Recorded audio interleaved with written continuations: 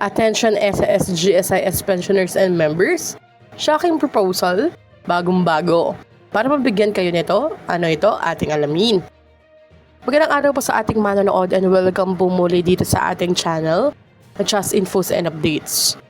Alam niyo po bang may bagong panukala ngayon na pinag-uusapan online, lalo na ng mga miyembro ng SSS at GSIS? Paano kung magkakaroon ng loan program para makabili ng electric vehicle or e-vehicle?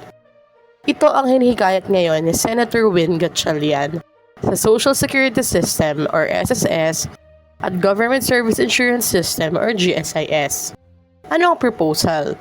Ayon sa ulat ng The Manila Times, nais pag-aralan ang posibilidad na loan programs para sa pagbili ng electric motorcycles, e-bikes at iba pang electric vehicles. Layunin nitong matulungan ang mga miyembro na magkaroon ng mas matipid na transportasyon habang mataas pa rin ang presyo ng gasolina. Bakit marami ang interesado?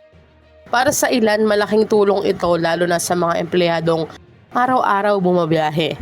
Bukod kasi sa mas mababang fuel cost, sinasabing mas tipid din umano sa maintenance ang ilang e-vehicles. Pero may mga nagtatanong din kung magiging mababa ba ang interest, mahaba ba ang hulugan, at sino ang magiging qualified.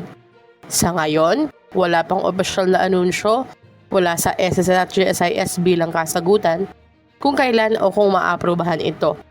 Proposal pa lamang po ito sa kasalukuyan, kaya wag pong magpapaloko sa mga nagsasabing meron na.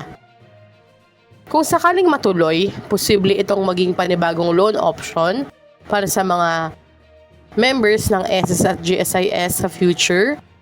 Kung kayo po ang tatanungin, sang-ayon po ba kayo sa ganitong loan program? Ano ang mas gusto nyong i-avail?